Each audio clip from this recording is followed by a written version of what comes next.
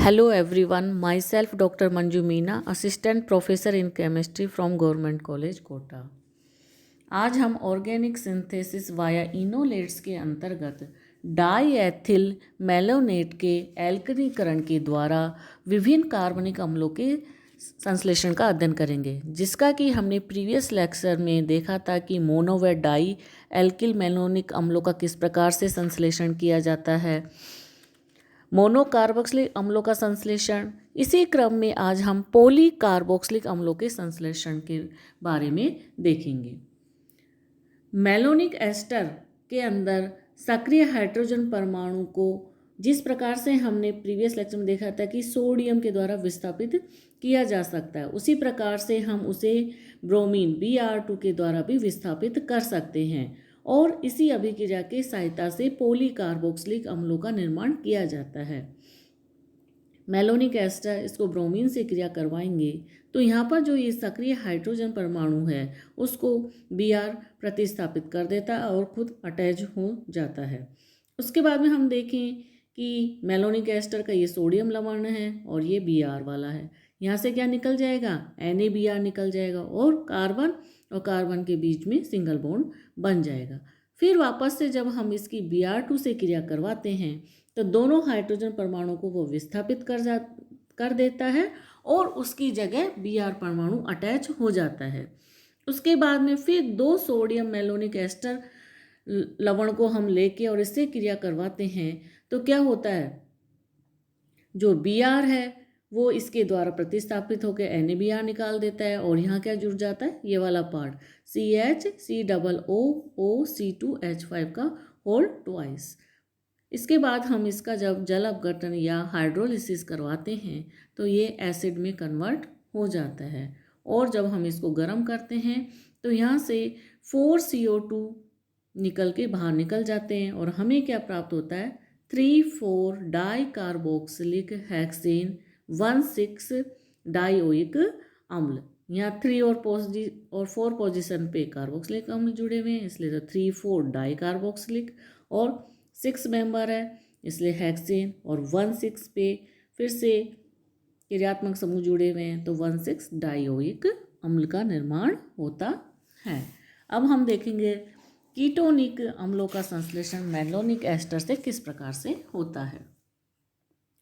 Acetic अम्ल बनाने के लिए मेलोनिक एस्टर के सोडियम लवण को जब हम किससे क्रिया करवाते हैं, एसिटिल क्लोराइड से क्रिया करवाते हैं तो यहाँ पर क्या होगा, जो CH2 है एक हाइड्रोजन यहाँ से प्रतिस्थापित हो जाएगा और यहाँ HCl बाहर निकलेगा और यहाँ क्या जुड़ जाएगा, COCH3। अब हम इसका हाइड्रोलिसिस करवाते हैं तो हाइड्रोलिसिस करवाने पर ये अम्ल में कन्वर्ट हो जाता है एस्टर वाला पार्ट और जब हम इसको 150 से 200 डिग्री सेंटीग्रेड पे गर्म करते हैं तो यहाँ से CO2 बाहर निकल जाती है और हमें क्या प्राप्त होता है, एसिटिक एसिड।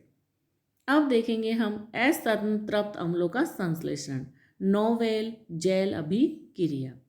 जब मेलोनिक एस्टर का किसी कार्बोनिल यौगिक के साथ पिरिडीन की उपस्थिति में जब कंडेंसेशन या संघनन करवाया जाता है तो हमें क्या प्राप्त होता है, एक असंतृप्त या अनसैचुरेटेड एस्टर का सिंथेसिस होता है, जिसके कि हाइड्रोलिसिस के द्वारा एक द्विक्षार की असंतृप्त अम्ल प्राप्त होता है, जिसको कि जब हम गर्म करते हैं तो हमें अल्फा बीटा असंतृप्त अम्ल बनता है।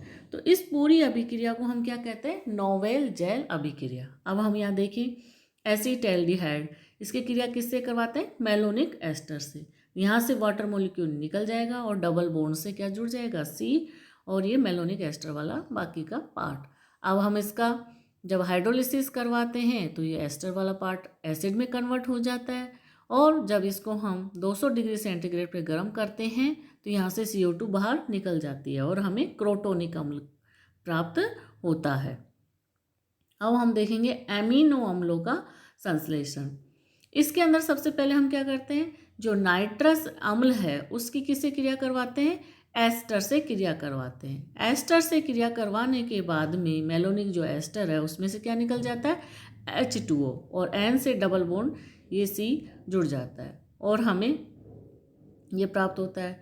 अब हम इसका क्या करवाते हैं, ऑक्सो एमिनो व्युत्पन्न है, इसका क्या करवाया जाता है, अपचयन या रिडक्शन, और फिर उसका क्या करवाते हैं हम, एसिटिलीकरण। तो यहाँ पर जब हम अपचयन और वो करवाएंगे तो ये एन डबल बॉन्ड है, ये किस में कन्वर्ट हो जाएगा, NH2 में। अब इसका हम क्या करवाएंगे, हाइड्रोलिसिस। हाइड्रोलिसिस करवाने पे जो एस्टर वाला पार्ट है वो एसिड में कन्वर्ट हो जाता है, और जब हम इसको गर्म करते हैं तो यहाँ से क्या निकल जाती है, एक CO2 अणु बाहर निकल जाता है, और हमें क्या प्राप्त होता है, एमिनो एसिटिक अम्ल, जिसका कि क्या नाम होता है, कॉमन नेम ग्लाइसिन। तो इस प्रकार से हम एमिनो अम्लों का सिंथेसिस कर सकते हैं। अब नेक्स्ट देखेंगे माइकेल संघनन या माइकेल कंडेंसेशन। मेलोनिक एस्टर जब अल्फा बीटा एस संतृप्त कार्बोनिल यौगिकों के साथ माइकेल संघनन अभिक्रिया करके कई महत्वपूर्ण अम्लों का सिंथेसिस करवाया जाता है। सबसे पहले हम देखेंगे ग्लूटारिक अम्ल का संश्लेषण। इसमें क्या करते हैं, एथिल एक्रिलेट को जब मेलोनिक एस्टर के साथ सोडियम इथॉक्साइड के साथ प्रेजेंस में क्रिया करवाई जाती है तो निम्न व्युत्पन्न प्राप्त होता है। अब इसका हम क्या करवाएंगे, हाइड्रोलिसिस। तो हाइड्रोलिसिस करवाने पे क्या होगा, एस्टर वाला पार्ट फिर से एसिड में कन्वर्ट हो जाएगा, और इसको जब हम गर्म करते हैं तो यहाँ से क्या निकल जाता है, CO2 मोलिक्यूल, और क्या प्राप्त होता है हमको, ग्लूटारिक अम्ल। नेक्स्ट देखेंगे ग्लूटामिक अम्ल का संश्लेषण। मेलोनिक एस्टर को जब नाइट्रस अम्ल और जिंक और CH3OH की प्रेजेंस में क्रिया करवाई जाती है तो निम्न एसिडो व्युत्पन्न प्राप्त होता है। फिर हम इसकी जब एसिटिल क्लोराइड से क्रिया करवाएंगे, यहाँ से एक HCl निकल जाएगा, और N से क्या जुड़ जाएगा, CH3 CONH CH COO C2H5 का होल ट्वाइस। अब इसकी फिर क्रिया करवाई जाएगी सोडियम इथाइऑक्साइड के प्रेजेंस में माइकल कंडेंसेशन प्रोटोनिक अम्ल के साथ, तो निम्न व्युत्पन्न प्राप्त होगा। अब इसका फिर से जल अपघटन हम करवाएं तो ये एस्टर वाला पार्ट किसमें कन्वर्ट हो जाएगा, एसिड में कन्वर्ट हो जाता है, और फिर इसको जब गर्म किया जाता है तो यहाँ से CO2 मोलिक्यूल निकल जाता है, और हमें क्या प्राप्त होता है, ग्लूटामिक अम्ल। नेक्स्ट हम देखेंगे एलिसाइक्लिक यौगिकों का निर्माण। मेलोनिक एस्टर से साइक्लोएल्केन बनाने के लिए अल्फा ओमेगा डाईहेलो व्युत्पन्नों की मेलोनिक एस्टर और उससे दुगनी तुल्य मात्रा में सोडियम इथोक्साइड के साथ क्रिया करवाई जाती है, और बने हुए उत्पाद का जब जल अपघटन तथा विकार्बोक्सिलीकरण करवाया जाता है तो साइक्लोएल्केन बनते हैं। जैसे कि हम यहाँ देखा CH2 के N मॉलिक्यूल हों और CH2Br CH2Br, इसकी जब हम मेलोनिक एस्टर से क्रिया करवाते हैं तो क्या होता है, यहाँ से ये 2 HBr के मॉलिक्यूल निकल जाते हैं और निम्न व्युत्पन्न प्राप्त होता है। अब इसका जब हम जल अपघटन कराते हैं हाइड्रोलिसिस तो ये एसिड में इस प्रकार से कन्वर्ट हो जाते हैं दोनों एस्टर वाले पार्ट। इसको गर्म करेंगे तो यहाँ से CO2 मॉलिक्यूल निकल जाएगा और ये प्राप्त होगा। फिर हम इसका क्या करवाते हैं, विकार्बोक्सिलीकरण, NaOH और कैल्शियम ऑक्साइड की प्रेजेंस में जब गर्म करेंगे तो क्या होगा, यहाँ से भी CO2 मॉलिक्यूल निकल जाएगा, और हमें इन निम्न प्रकार से साइक्लोएल्केन का निर्माण करते हैं।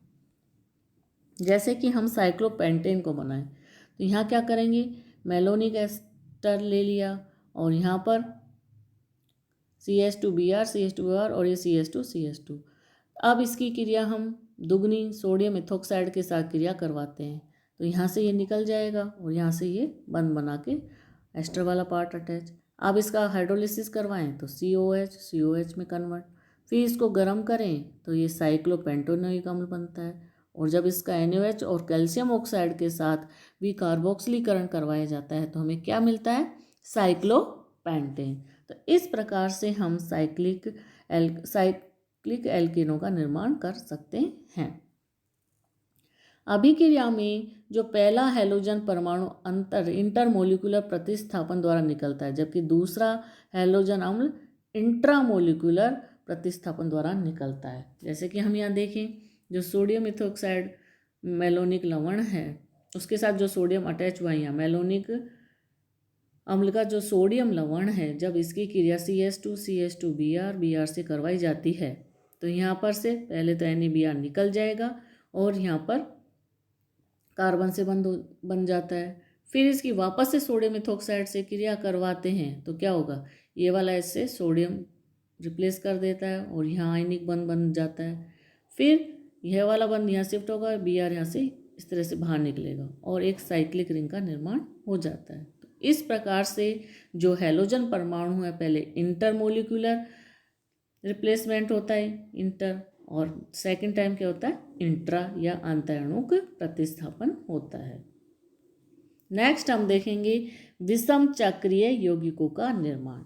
मेलोनिक एस्टर की सहायता से कई विषम चक्रीय यौगिकों का भी निर्माण किया जा सकता है।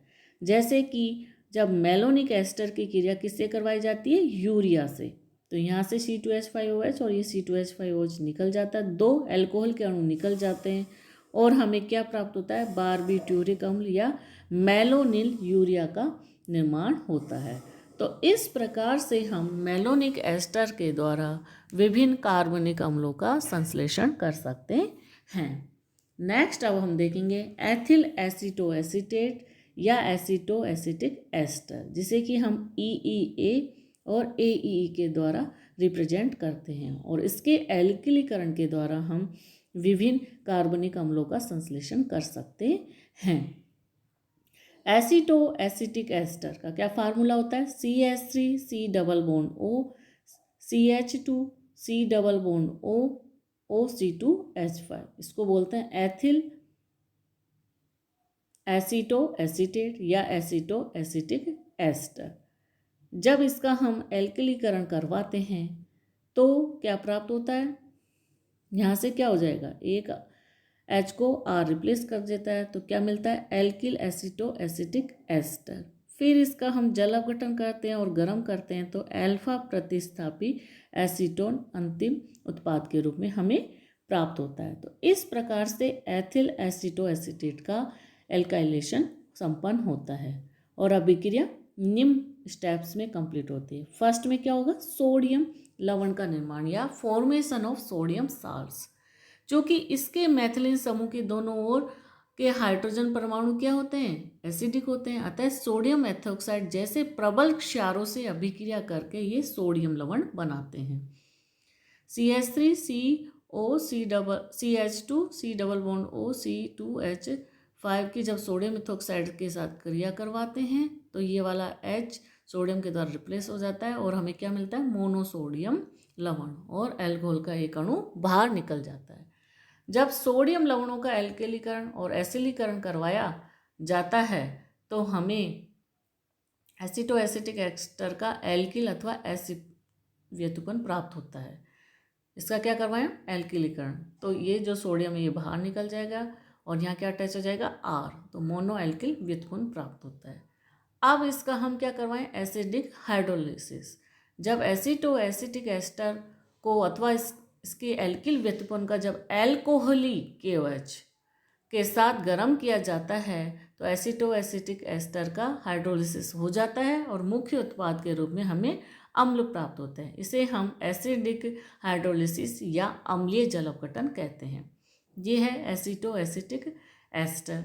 अब इसका एल्कोहलिक KOH के साथ अम्लीय जल अपघटन करवाएं तो यहाँ से CH3COH एसिड निकल जाता है, इधर से C2H5OH निकल जाता है और यहाँ से एक एसिड निकल जाता है। तो इस प्रकार से मुख्य उत्पाद के रूप में क्या मिल रहा है, यहाँ पर एसिड, इसलिए ही हम इसे अम्लीय जल अपघटन भी कहते हैं। नेक्स्ट है कीटोनी जल अपघटन। कीटोनी जल अपघटन में क्या होता है कि जब एसीटोएसिटिक एस्टर अथवा उसके एल्किल व्युत्पन्न को तनु अम्लों अथवा क्षारों के साथ गर्म किया जाता है तो यह जल अपघटित होकर मुख्य उत्पाद के रूप में कीटोन बनाता है, इसलिए इसे हम क्या बोलते हैं, कीटोनी जल अपघटन। यह है एसीटोएसिटिक एस्टर। इसकी जब हम किससे क्रिया करवा रहे हैं, तनु अम्ल या क्षार, तो यहाँ से क्या होगा, C2H5OH निकल जाएगा, यहाँ से CO2 निकल जाएगी और यहाँ कीटोन निकल जाएगा। तो यहाँ मुख्य उत्पाद के रूप में क्या प्राप्त हो रहा है हमें, कीटोन, इसीलिए हम इसको क्या कहते हैं, कीटोनी जल अपघटन। अब हम देखेंगे कि इसकी सहायता से हम विभिन्न प्रकार के एसिड और कीटोनों का सिंथेसिस कर सकते हैं। एसीटोएसिटिक एस्टर के मुख्य संश्लेषित अनुप्रयोग निम्न है। सबसे पहला हम देखेंगे कार्बोक्सिलिक अम्लों का निर्माण। एसीटो एसिटिक एस्टर अथवा इनके एल्किल या डाई एल्किल व्युत्पन्नों के अम्लीय जल अपघटन से हम विभिन्न प्रकार के कार्बोक्सिलिक अम्लों का निर्माण कर सकते हैं। अम्लीय जल अपघटन में CHCOOS समूह तो जल अपघटन से आता है। शेष दो मुक्त संयोजकताओं में जिस प्रकार के समूह की आवश्यकता होगी उसी के अनुसार हम एसिटोएसिटिक एस्टर का एल्किलीकरण कर लेते हैं और उसके पश्चात क्या करवाते हैं, एसिडिक हाइड्रोलिसिस। तो हमें इच्छित या जो हमें चाहिए वो वाला कार्बोक्सिलिक एसिड का निर्माण होता है। जैसे कि हम सबसे पहले देखें प्रोपियोनिक एसिड का सिंथेसिस किस प्रकार से होगा। तो इसमें प्रोपियोनिक अम्ल का हमें सूत्र पता है, CH3CH2COOH। तो इसको हम निम्न प्रकार से लिख सकते हैं, CH3 CH और H को इस प्रकार। तो ये वाला तो मुख्य है। अब इसमें हमें क्या जोड़ने की आवश्यकता होगी, मैथिलीन। तो इनमें सक्रिय मैथिलीन समूह में क्या जोड़ रहे हैं हम, एक मैथिल समूह की जोड़ने की आवश्यकता होती है। तो एसीटो एसिटिक एस्टर का सोडियम इथोक्साइड लवण और मैथिल CH3X के साथ क्रिया करवाएं तो निम्न उत्पाद प्राप्त होगा। और उसका जब हम अम्लीय जल अपघटन करेंगे तो हमें निम्न प्रकार से क्या प्राप्त होता है, CH3COH और प्रोपियोनिक अम्ल, एसिटिक अम्ल, प्रोपियोनिक अम्ल और एथेनॉल। तो इस प्रकार से हम प्रोपियोनिक अम्ल का निर्माण करते हैं। नेक्स्ट हम देखेंगे ब्यूटेनोइक अम्ल का सिंथेसिस। इसको हम निम्न प्रकार से लिख सकते हैं, CH3 CH2 CH H COH। तो ये तो मुख्य है। अब इसमें कौन सा समूह जोड़ना है हमें, एथिल समूह। तो जब एसीटो एसिटिक एस्टर की हम किससे क्रिया कराएं, सोडियम इथोक्साइड से और एथिल हैलाइड से क्रिया करवाएंगे तो निम्न उत्पाद प्राप्त होगा और इसका अम्लीय जल अपघटन करेंगे तो यहाँ से ये टूटेगा और यहाँ से ये टूटेगा तो एसिटिक एसिड और एल्कोहल निकल जाएंगे और साथ में हमें क्या मिलेगा, मुख्य उत्पाद के रूप में ब्यूटेनोइक अम्ल। तो इस प्रकार से हम विभिन्न अम्लों का निर्माण कर सकते हैं। Thank you.